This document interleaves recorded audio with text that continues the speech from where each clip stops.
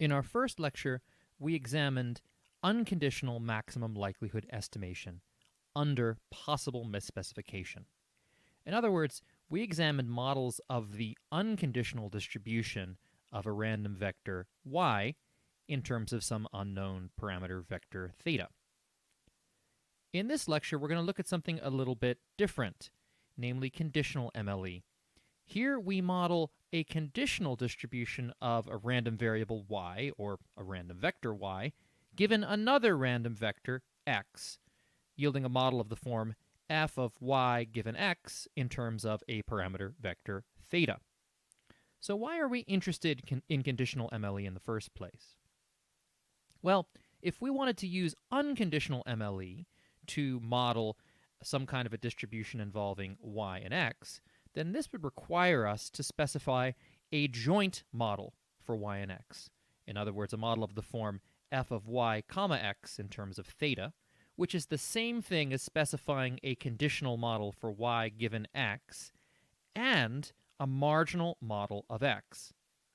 But if we're interested in some kind of object like a conditional mean function, so say the conditional mean of y given x, this doesn't actually depend on features of the marginal distribution of x. It only depends on features of the conditional distribution of y given x. So it would be a bit unnatural for us to feel like we have to specify a joint model when we're not really interested in features of the joint distribution. Not only aren't we interested in this marginal distribution of x, it might be kind of difficult for us to specify a model for it. Generally speaking, when we're looking at regression models, it's much more natural to think about conditioning on x rather than trying to model x directly. So this is the approach that we're going to take to look at Poisson regression. But before we do so, we'll extend some of the results that we discussed in our first lecture to handle this more complicated case.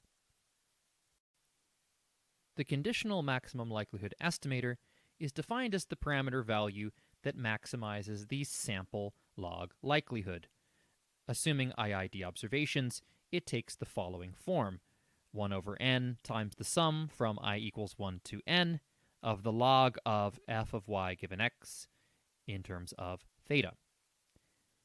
As when we studied unconditional maximum likelihood estimation, we're going to allow for the possibility that our model is misspecified.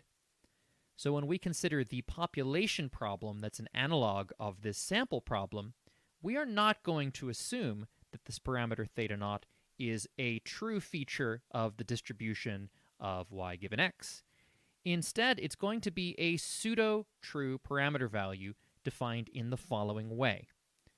Theta naught is defined as the parameter that solves the population problem of maximizing the expected conditional log likelihood. In other words, the log of f of y given x in terms of theta. It's important to notice that although our model is in terms of a conditional distribution, in other words, our model f is a conditional density or PMF for y given x, this expectation in the population problem is actually taken over the joint distribution of y and x. In other words, as far as this expectation is concerned, log of f y given x is merely a function of y in x. This is a bit confusing, and I've added some more detailed intuition in the lecture notes about exactly what this means. The key point, however, to bear in mind is that for conditional maximum likelihood estimation, we can define a pseudo-true parameter value in almost exactly the same way that we did for unconditional maximum likelihood estimation. We don't need to assume that the model is correctly specified. Nevertheless, there is some parameter value that solves a well-defined population problem that we can point to, theta naught. Here is the key result on which we will rely.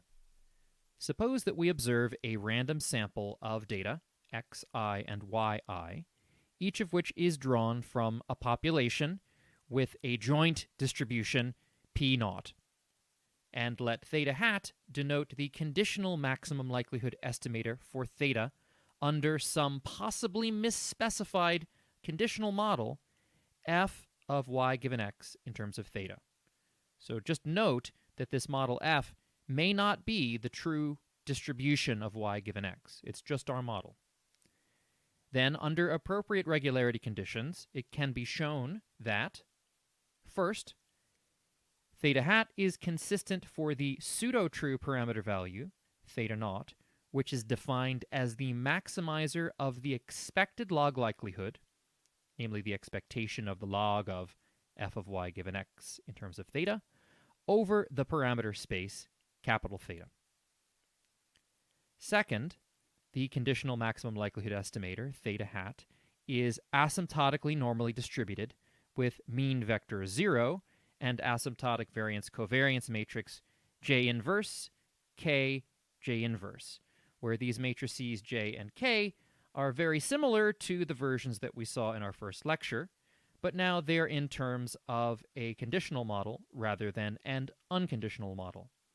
And it's important to remember that all of the expectations on this slide, both the ones that define J and K and the one that defines the pseudo-true parameter value, are taken with respect to P naught, which is the true unknown joint distribution of y and x. In the special case where our conditional model is correct, in other words, where f of y given theta evaluated at theta naught is indeed the true conditional distribution of y given x, then we obtain the following corollary of the preceding theorem. In this case, the conditional maximum likelihood estimator theta hat is consistent for the true parameter value, theta naught, and the asymptotic distribution simplifies. We no longer have a J inverse, K, J inverse, we just have J inverse. I'm not going to dwell on these results too much. They're quite similar to the ones that we saw in Chapter 1. You don't have to worry too much about the technicalities here. The key thing that we want to distinguish between is first the interpretation of the parameter, theta naught, depending on whether the model is assumed to be correct or possibly misspecified, and second, the appropriate asymptotic variance-covariance matrix depending on whether we're willing to believe that the model is true or we feel more comfortable allowing for the possibility that it might be incorrect.